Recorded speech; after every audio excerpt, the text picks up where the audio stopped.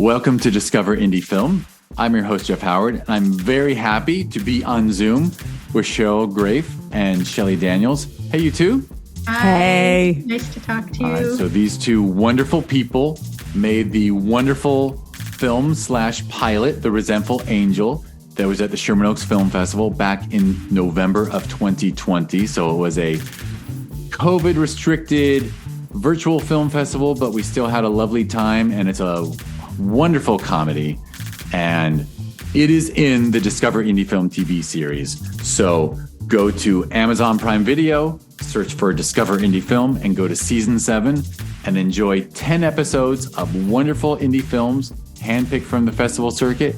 And among them, you will see The Resentful Angel, which, if you like gruff comedy, and if you don't, who are you?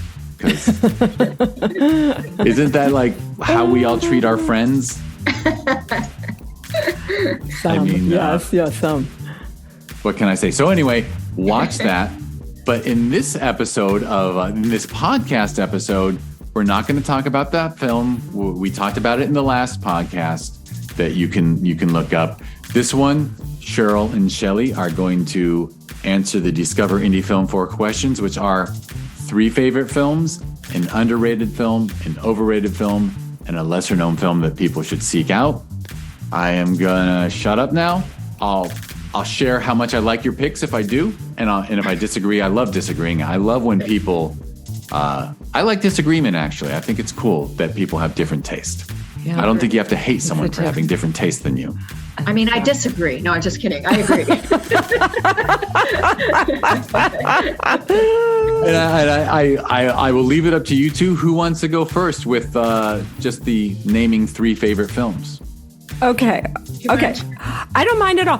We want to do TV, right? We're gonna do TV if we do. Is that okay? You can do whatever you want. And by the way, I'll just say for those, I probably did a poor job of this the first podcast, but I will add that it's Cheryl starting off.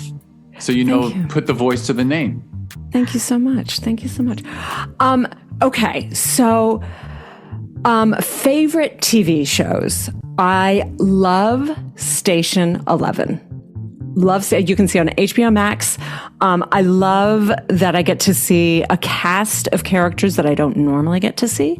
I love that Shakespeare, they play with Shakespeare's Lear and Hamlet in it.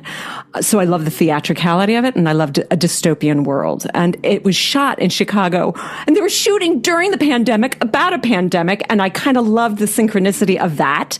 And two actors from that became like, I hate to use the word favorites, but two actors that are in my heart are Himesh Patel and Danielle Deadwyler, who I think are just we need more of them. So, and then another one is the OA. If you haven't seen the OA is just, I got a thumbs up. The OA is just, it was a revolution. I just came to it this past summer, and I thought, for some reason, I don't know why I thought there were 3 seasons. And so when I finished season 2, I was like, what? No! But it I don't want to ruin it for anyone, so I'm not going to say too much, but it kind of made sense. It was a perfect place for it to not continue because of where they went. And I just think Britt Marling is phenomenal. And if I can pronounce his name, Zal Batmanglitch. Yeah, thank you. Great. I'm shrugging my shoulders too. So Zal, I'm so sorry if I botched your name up, but the fabulous storytellers. And third one, I'm going to stop with 2. Those are the 2 that are just make my heart beat. Fair enough. And I'll share, I was the one giving thumbs up and making faces and shrugging to that because I actually, now I'm dying. I haven't seen Station 11 yet. I think the OA, the OA is one of my favorites. It's so unique and it's beautiful. And yeah, I read articles that people thought it was too ahead of its time, that people thought it was too out there. And I was like, this is not out there. This is where we need to go. It's so brilliant. And if you don't like it, you're not weird enough. And you know what I mean? Let's bring weird back in. Right? I mean, it doesn't, and like I told you previously, like how much I love dance films, and there's like, they incorporate The movement. I've learned all the movements. Dance into that. I've learned the whole dance. You have? I do it daily as a practice. I do it daily as a practice. When I saw it, I was like, I have to learn this dance. I have to learn this dance. I feel like there's some type of, I think they're onto something really divine and about time. So I think deep down, I would be happier re-binging season 1 of the OA than watching anything else tonight. Oh my gosh. May we have popcorn and be not by each other doing the same thing. I love it. Wonderful. Love it. All right. And it's a good reminder that I've got to watch Britt Martling's films because I haven't. She's amazing. She's amazing. If I may say, a film that I think is pretty darn great is I Origin, and she's in that, and it's I can't remember the very easy name of the director and the creator, but it's a terrific film as well. Wonderful. Yeah. All right. Well, Shelley, this now turns to you. I mean, I can't talk about that. Now, I mean, I've been hearing about OA, and now, obviously, after that, I'm totally going to watch it. So, thank you, Cheryl. Thank you for. It sounds great. So, in a very different, I think, direction, I would have to say that my favorite TV show, one of my favorites, and it's so hard to. Whatever, obviously I could name 100, but I'm going to go with The Kids in the Hall, actually, their show in the 80s. And then obviously the more recent version on Amazon, of all places. I don't even know how do I count the ways that I love their imaginative freedom. They get compared to Monty Python a lot, and I understand why, the absurdist comedy and the men as women, but I think they're so different and so inspiring to me, just endlessly inspiring because of just how unexpected and how weird and wonderful and hilarious they are. I can recite sketches, but I won't. I can't recite many things. One of their famous sketches that I memorized was banned in this country because I think it was too religious or something. I don't know. It's called the Dr. Seuss Bible, which is famous in part for having been banned, but it's of course brilliant and funny. And so that's, I'd say, one of my main favorites. And then also I'm going to continue with the comedy, and I'd say that I relate these two in my mind, so I'm going to sneak into, which is absolutely fabulous, and it's American Stepdaughter, Broad City. I relate these two because of just, in my opinion, the female, Jeff, we were talking about female characters before, and just the how far they go with these characters is just thrilling to me. That they have these women who are in their boldness and their badness and their sexuality and their just complete, disregard for rules and everything that, it just, I love, it's just thrilling to see women go that far and be that funny. So that's the second one. And the last one, I wanted to do something a little more recent. Jeff, you were talking about identical twins. There's this Norwegian suspense comedy show called Twin. And it's a little obscure, but wonderful suspense comedy, drama, naturalistic,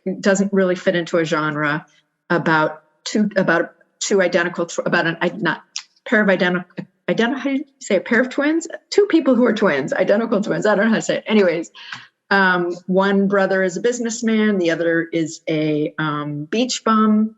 And the beach bum, they're strange. The beach bum and the businessman's wife accidentally kill the businessman, and the beach bum takes over the businessman's life to cover up the murder. So it's in this northern Norwegian islands scenery, and it's an amazing show. So where can you watch that, Shelley? So if you there's a European television station that streams European television shows called MHZ, and that's where I watch all my European, Scandinavian, Japanese, Korean TV. Like it's got everything. So that's where I see it. So. Well, I'll share again for the podcasting audience who couldn't see us on Zoom. But when Shelley mentioned the kids in the hall, I think I had to throw my arms up. I was completely just, that was my show when it was on originally. First season on HBO, right? And then exactly. And I've seen them live 4 or 5 times every chance I get. When they played in LA at the Wadsworth Theater in Brentwood, I saw the 7 p.m. and the 9 p.m. Like I was like, I'm going to see them both times. I just could not get enough. So you're going to be the first person I get to share this with who probably did the same thing. The new Amazon episodes. Yes. Did you weep during the credits? I say that again. What? Did you start to cry a little during the credits when you heard the song? Absolutely. I mean, the whole thing, but oh my God, I can't believe, I think you may be the first person I've met who has been as much of a fanatic. I mean, I know the other fanatics exist, but I've never known them personally. But yes, I went to all the shows. I was able to meet Scott Thompson after one of the shows and tell him I thought he was a genius, because what he was doing at the time was so groundbreaking for, and the fact that they were dressing as women, but that wasn't the joke. They were characters first.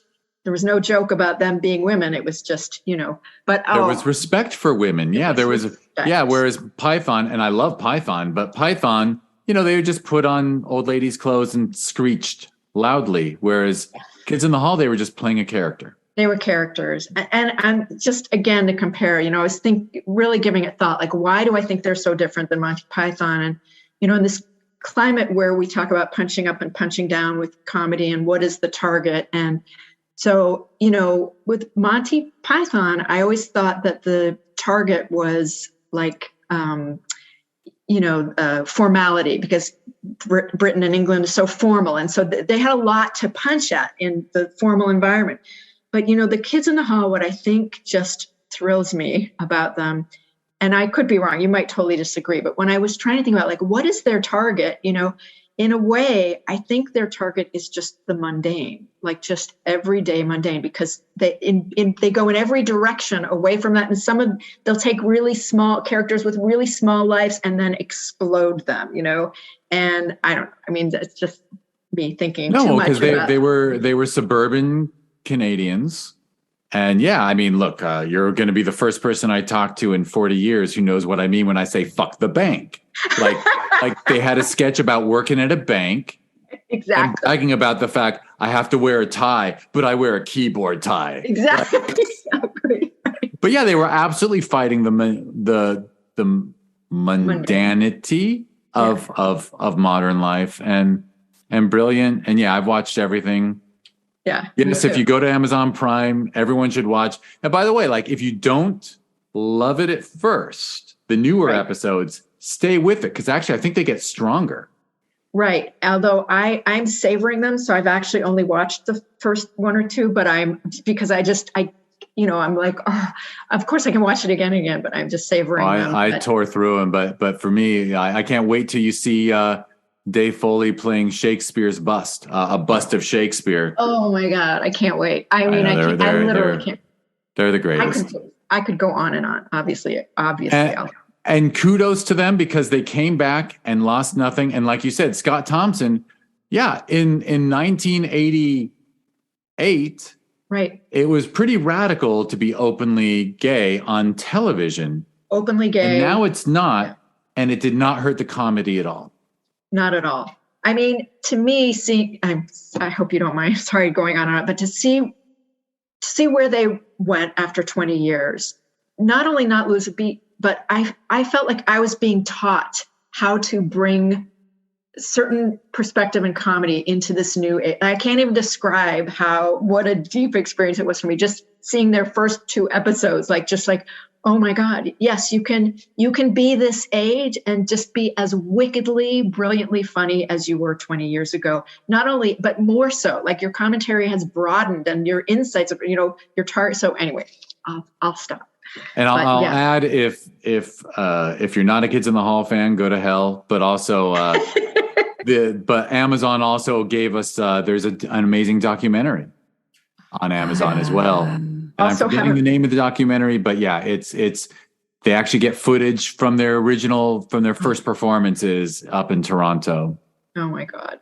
Yeah. I had a friend who was from Toronto who used to go to their shows before they had their TV show. And I would tell me I wanted milked her, of course, for years for details. But anyways. Yeah. Well, so now this is like two Star Wars fans talking about Star Wars for 10 minutes. I'm so sorry, Cheryl. No, I love it. No, Shelley, it's you're teaching me. You're teaching me. I love how you're looking at the comedy. I just love that. Thank you. Thank you for being It is. And I'll add that Broad City is perfection. Perfection. So good. Perfection. Yeah, I agree. That would be my word for it. Yeah. It breaks my heart that they didn't continue, because another comedy duo who I think are stronger together. Yes, that's a great example of what you were talking about before. I mean, when there's, Cheryl and I would talk about this, about our partnership, but I do think that when you do have a good dynamic, a good partnership, it is so much greater than the two parts. Like what you create is greater than what you can, and you're absolutely right that so far, I mean, who knows what they'll do down the road. I don't want to, put the kibosh on their talents, but there was just something so brilliant about them together, that just, I agree. Maybe they'll return. For sure. And I mean, I'll add, well, whatever. I hope you want, if you have Apple TV Plus, you got to watch The After Party that Ilana Glazer's in, because it's the only thing that I think. Oh, so anyway, let's move on. Okay. Who wants to say an underrated? You're doing all TV, right? This is our first all TV. Some. I have some. I do. Yeah. That's Mine's true. You're doing a film. Cheryl, you go, because I talk so much. Underrated is the second question. Underrated. I guess there's only one film that really comes to my mind, and there's some challenges with it, but I love it. It's Waking the Dead, and that's not. People always think I'm saying bringing out the dead, I think, with Nicolas Cage. That's not what I'm talking about. Waking the Dead is with Jennifer Connelly and Billy Crudup, and I think it's some of Jennifer Connelly's best work I've ever seen. And it's about an unlikely couple who fall in love, and right in the beginning, she dies in a political explosion of a car, because he's a politician, he wants to be president, and she wants to save the world. And it's them. I'm just already getting chills just saying this. Really? Yes, because it's it's why when I read Shelley's script for the pilot, I overlooked that it had, I think, 14 to 16 people in the cast. I overlooked it because any story about the dead and the liminal space of the dead really excites me. Although Waking the Dead is, well, if you see, who knows if it's liminal? I mean, it's a mystery, and I love that, and a love story. So that's my underrated film. Excellent. All right, Shelley. I'm going to go with a TV show that's it wasn't underrated at its time, but I feel like it still somehow hasn't gotten its due. And it was a show on HBO called The Night Of. It was a suspense show with Riz Ahmed, and John Turturro actually played the lead. For me, it was truthful, gripping, sensitive. It was just something so beautiful about it. And I don't usually think like this, but the character, I would say, John Turturro's character was heartbreaking to me in a way that, and his vulnerability with his foot issues and whatever, it's heartbreaking to me in a way I had never seen before. Like just on television, I had never seen that degree of just sensitive vulnerability in a character, and it just stayed with me. And so even though the show was, well reviewed when it came out, for me, it just was, I think, just quality above a lot of shows that I've seen since. So I think you're right.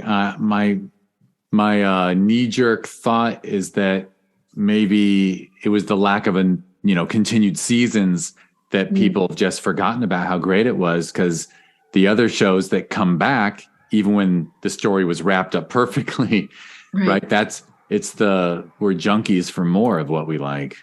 Right. And they, I guess the producers were sort of saying, well, we would like to do another, but only if a story good enough comes along. And I don't know, also there's a strong racial element to this, that it's kind of before a lot of common awareness. And I don't know if that worked against it at the time in terms of being taken as, I'm not sure. I don't know if that's part of it. I do know that James Gandolfini was supposed to play the John Turturro role, I read, and then someone else. But so I'm just even though I'm, never was like, John Turturro wasn't like, but in this role, just for me, a role of a lifetime as an audience member. So.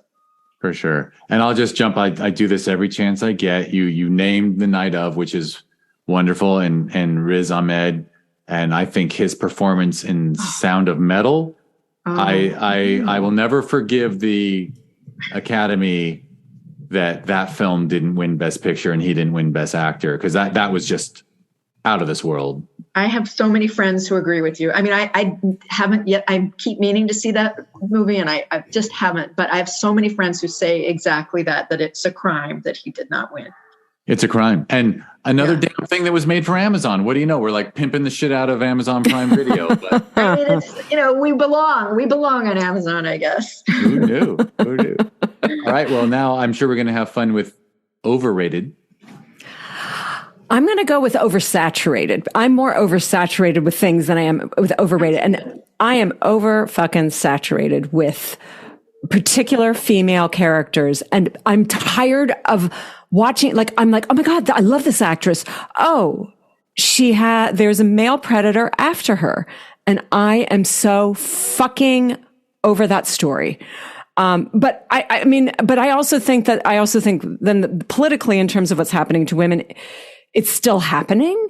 And I feel like our stories are ways to maybe lead us and bring us, maybe become a wishing well for us to create anew. So I'm wondering, how do we change those stories? And that's one thing. Second thing I'm oversaturated with, I really hate that America's really good at this, is putting money first over quality. And I don't want to see things that are derivative. I don't want to see you take something that was brilliant that someone Swedish did and then you make it into shit. I want to see original pieces. And Jeff, that's why I really want to celebrate you and independent filmmakers. Like, may we really be trying to expand where stories can go and where we can go as a culture. And when things are a miniseries and they go, that's it, I go, thank you. Thank you. That's where the story lives and that's done. And let's move on. And one more thing, black and white thinking in stories, like being so oversimplistic about characters. I hate oversimplicity. And I want to see complexity, because I feel like if we can't get education in public schools, then we can come to TV and film to get our education and start seeing that there are no fucking villains. we're all trying to live the best life we can. And how do we start growing the empathy and growing sophistication in our stories? So that's mine. Wow. You're getting good nods. Okay. Thank you. I feel like, and I know what you're saying about the female characters. I feel like I want to mention Mayor of Easttown as like something that broke that mold. Brilliant. Because she, especially, she was under stress, but she wasn't a woman in distress who needed rescuing. Right. But that's 1 out of 10 million TV shows. And she was after the male. She was after the predator. The predator was not after her, which I appreciated. Yeah. For sure. All right. Shelley, do you have an overrated? By the way, I sometimes give, you might have heard me say this, but I sometimes give the primer of we're not saying it's bad. We're just saying the accolades don't equal it. For me, sometimes Overrated is one of my favorite films, but I'll be like, everyone makes a big deal out of Fargo, but I think that Miller's Crossing is the better Coen brother movie. So why don't, so I kind of call it out. But anyway, do you have an overrated? I do. I mean, Cheryl, I loved what you were saying. Sorry, by the way, I didn't mean to, because I was listening to other people talk about their overrated, and everyone's sort of like, oh, a little hesitant to say anything bad about anything. But, and so I can make this disclaimer that this show is actually not overrated for people in general, but it is overrated for me. And you'll see what I mean. It's not overrated because obviously people got so much out of this show. So I can't say it's overrated. And I think people might hate me for saying this, but I'm going to say it anyways. And also, I'm in no position to say this because I only saw the first 3 episodes, but I only watched the first 3 episodes because I wasn't interested in watching more. I love it. Go for it. The show is Lost. So I just never. You got lost and lost. I got lost and lost. I realized Lost made me realize I'm not and I think I always thought I should be. I'm not a fantasy person.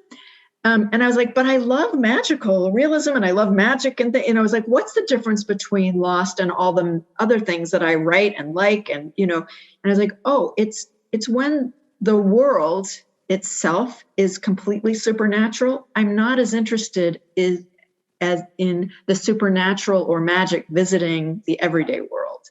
So that's that's all I can come up with, because the 3rd episode of Lost, some pterodactyl comes down. I'm like, oh, forget it. Like, I'm just like, forget it. I can't do the pterodactyl. Like, I was with it, I was with it pretty much. And then you're going to bring a pterodactyl in? No, I can't go there. I'm out. Pterodactyl, I'm out. That was it. So, love that. But I know, again, obviously, like, it was this massively amazing, intricate show for so many people that had a fantastic experience of it. So I don't want to minimize that at all, because I could see how much it meant to people. It just, for me, overrated for me. That's all. Which is all the question's about. I'll add, it's funny. I don't remember pterodactyl, but my wife never watched it. So actually, somewhere along the line during COVID, I said, it's about time you saw Lost, and we binged it. And you loved it. It held up okay, but I thought, it's got its weak points, and of course they had a writer's strike in the middle of it, which I don't think they recovered from. But I had a thought about Lost, which I'm wasting time, but it at least brought us the television of today. I think the golden era of television we have, and I'm talking about Breaking Bad and Ozark and stuff, the idea of an extended story for several seasons, whereas it was always episodic before. Right. The longer arcs. The longer arcs. That's true. It tricked the studios into believing that TV could be more ambitious. It might have fallen on its face when it got too ambitious, because it falls on its face a lot. Right. But because it made money, they started letting TV writers not just pump out procedural dramas. You know what I mean? That is a really good point. I mean, I always, I don't know about longer arcs. I always thought the golden age started before that with The Sopranos, of course, and what that did. But I think, but it was Lost was network television. Like, for network television, it was amazing. Like, there had never been anything like it on network television. So I would agree with what you're saying. Well, even if you want me to disagree, I can't. Well, I will say that the funny thing about re-binging it, for anyone who's considering it, is I found out I was wrong about the ending. Really? Yeah. Yeah. When I watched it in real time with, I'll just be a jerk. With my first wife, I thought the ending meant one thing. And then when I watched it with the new and improved wife, I found out, I've been walking around for 20 years thinking the ending of Lost was one thing, and it's actually another. Wow. Do you attribute you stopped after 3? Do you attribute that understanding to watching it twice, or to just you being in a different place with a different wife to understanding what I think they failed to make it clear enough, and my understanding is I don't think they did a re-edit. But also, you know what? The binging experience is superior to waiting a week, right?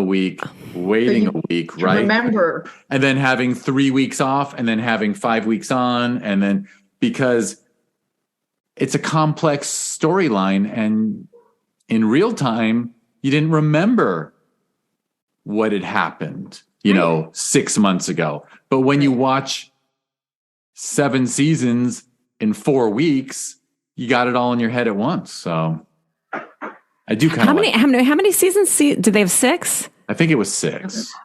They lost me at like 3 or 4. I was just like, I'm over. That's when it started to suck. When the writer's strike happened, wasn't it? That was around the time of the writer's strike, I think. Yeah. But as I noticed too, another luxury that today's TV writer has with binging is when there's a weaker episode, you don't care because you're binging and you're like, great episode, great episode, great episode, great. Whereas when you had to wait 7 days for the next episode, if it was a piece of crap, you were mad. That's true. Right. Such a different time. The world, it's crazy how much our entertainment consumption has changed since just 18 years ago, 20 years ago. Really crazy. Really crazy. Yeah. And we were recording Lost on VHS, for Pete's sake. Oh my gosh. Is that true? Is that true? Oh my God. I think so. I think the DVR. Probably. Wow. I think you're right. The DVR. Yes. The DVR came within a year or two of that, I bet. But our shitty cable company here in LA didn't bring them out till whatever. Yeah. All right. Last question. A lesser known piece of entertainment for people to seek out. So mine is a show that Shelley Daniels introduced me to, and it's called Being Erica.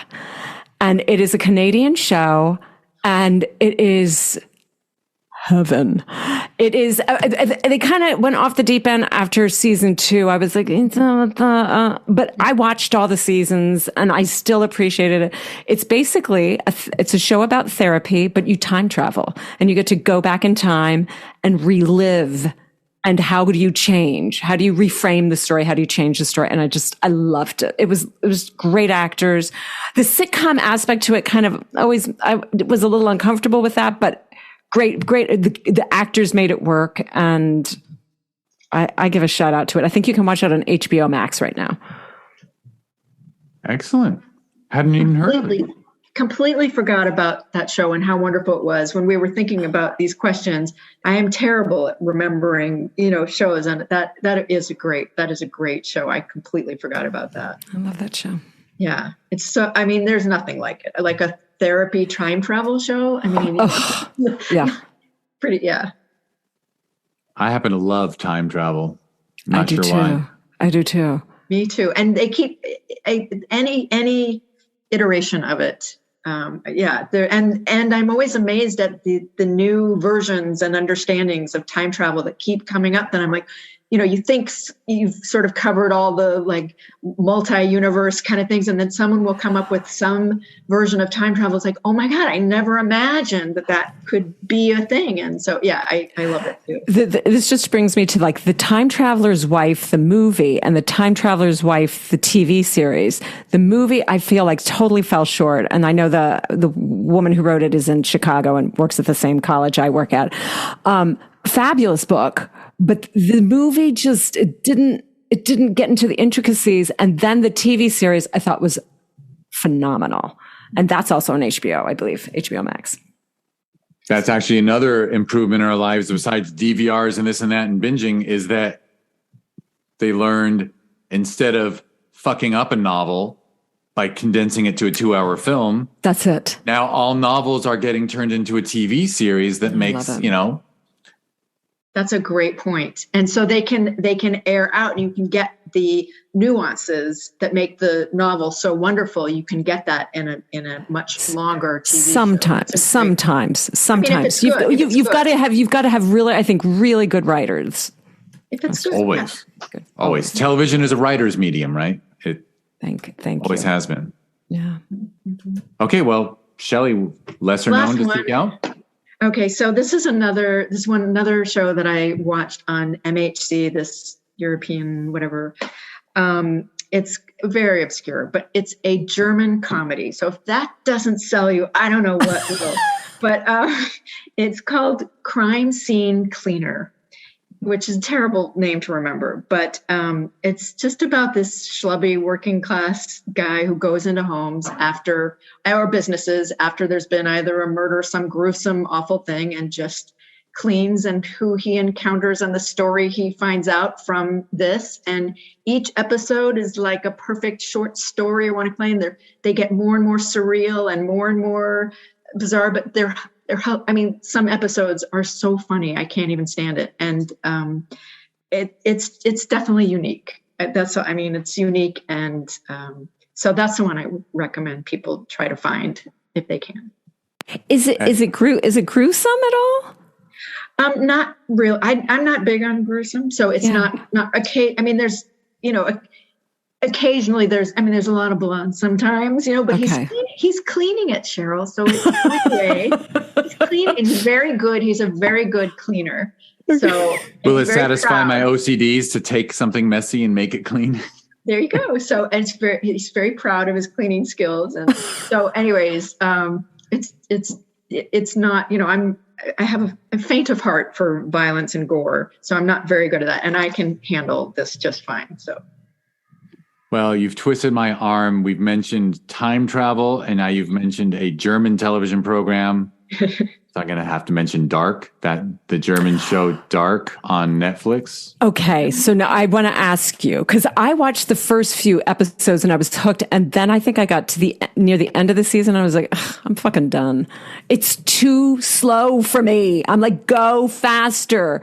Tell me what hooked you, if you don't mind my asking. Well, I was hooked by the complexity of the story and the fact that it held up. And honestly, it held up for season 1 and held up for season 2. And then I found season 3, they went a little too far and the connections stopped being as satisfying. But I just loved all the connections. I got to admit, it's sort of like a puzzle that falls apart and comes together and falls apart again for me. But if you weren't roped in, then it just wasn't for you, I guess. But I thought Dark was like about as good as time travel writing gets. So it's a time travel show. I've never even heard of this show. I'm so sorry. I'm like, I think I know everything. And it's a German sci-fi show about a town with a nuclear power plant. And there's an accident at the power plant that creates a little wormhole that people accidentally travel time through. No, wait a second. Is this the one with the little boy? There's a little boy and there's kids and the kids go missing. Am I thinking of another show? You were disagreeing about different shows. There is a missing kid and they don't know that what happened is he went back in time. That's it. Okay. I might give it a try. I'm going to try to give it a try over the holidays. It ends up being fascinating, and I don't know. But I don't know. We live in a time, I wish I had time to watch it again because it's so freaking complex. And I kind of love, it's one of those shows where like, I admit it's kind of like Lost, where like there's times when you would freeze frame and then study the map that they show. Wow. Just to make sure. Because you're like, I really want to, because like at some point they'll like freeze frame and show a family tree that someone's trying to figure out all the people who've traveled time. And like people go back in time and then just they don't know how to return. And so like there's an old man in the town knowing who his young self is. Oh, wow. Oh, that's that now. Okay. Staying like it's really, I don't know. I might be saying that wrong, but it's there are times when like, and there's people like trying to get to the bottom of it and fix everything. And I don't know. It's I got really into it. And we mentioned how much we like time travel. And then you mentioned a German show But is it a comedy? No, I'm just kidding. Wouldn't it be funny if there's a German comedy troupe that's like the German Kids in the Hall that we've never heard of? Maybe there is. Wow. You just... The Krauts and the Strudel. Philly, I'm writing it down. We're going to do it. We're going to do it. All right. Well, I guess I should wrap it up. I have to get running. So you got to go to Costco. I have to go to Costco. I shared that. So. Oh, sorry. Your wife has to get watch. No, I don't think. Well, this will come out, in 2 months, and no one's. If you want to go to the Van Nuys Costco, you might see me there. I go there every week. We got to get avocados and cucumbers and bell peppers for the guinea pig. What can I say? So, guinea pig. Yeah, he's so cute. So anyway, go to Amazon Prime Video, type in Discover Indie Film, and Cheryl and Shelley's film/pilot, The Resentful Angel, is in season 7. So please enjoy that. If you want to learn more about their film, you can go to the show notes where theresentfulangel.com will be a clickable link, but also you just heard the words theresentfulangel.com. So nothing better than an angel who's resentful. Oh yeah. Resentfulness is kind of I could never think of what to get as a tattoo. Maybe I should just get resentful right on my arm. Anyway, so I love it. So that makes me sound more bitter. So anyway. Jeff, you are an angel. You are. I mean, I don't mean to sound much, but just, you putting all this together, you bringing filmmakers and creators like us and investing so much time and energy into supporting people who are following their passion, their heart, their ideas, like what they truly want to do as opposed to what they think they should be doing or what they're doing for some other reason. And you are the biggest supporter of that. And so you are an angel. So you might want to, not just to promote us, but you might want to put Resentful Angel on your arm. Resentful Angel. Because you are an angel. I'm tempted to joke that that'll be the first thing I do edit in a long time. No, which is funny because I always try to tell people, but I learned somewhere about 15 or so years ago, I realized, like in my 40s, I'm like, when someone says something nice, you should just say thank you. And don't downplay it. So thank you. But sometimes you got to go for the joke too, right? Right. I mean, you got it. Okay, so you can watch The Resentful Angel in the Discover Indie Film TV series. But also, if you want to learn more about this podcast and the TV series it gave birth to, go to discoverindiefilm.com. It's at DIF Wins on social media. And again, go to Prime Video, search for Discover Indie Film. And there's about 7 seasons. Season 8 might be 100% dance films. I'm telling you, people should follow this TV series. Okay. And The Resentful Angel was at the Sherman Oaks Film Festival in 2020. If you want to learn about that festival we hold every November, go to ShermanOaksFF.com, and it's at ShermanOaksFF on social media. Every June, the same team that does that festival does Film Invasion Los Angeles. You can learn about it at filminvasionla.com, and it's at filminvasionla on social media. And lastly, if you're a responsible marijuana user, go to watchhitv.com or go to your smart TV and search for HITV. And you might see some stuff you like. I think it'd be good. All right. Cheryl Graeff and Shelley Daniels, thank you both. Thank you. Thank you so much. Most of your day to me. That's very appreciated. Oh, are you kidding? This was so much fun. It was so fun. And I'm just going to thank everyone for listening. Oh, I didn't ask for reviews. Like and subscribe and write good reviews for everywhere you can find The Resentful Angel. Give it 5, 10 stars, however, maximum stars. Yeah. Write positive reviews. And do the same for the TV series, the Discover Indie Film TV series, and the podcast. Okay, I just became an FM DJ. All right. And so it sounded good. It sounded really great. Thank you both so much, and thank you everyone for listening. Thank you.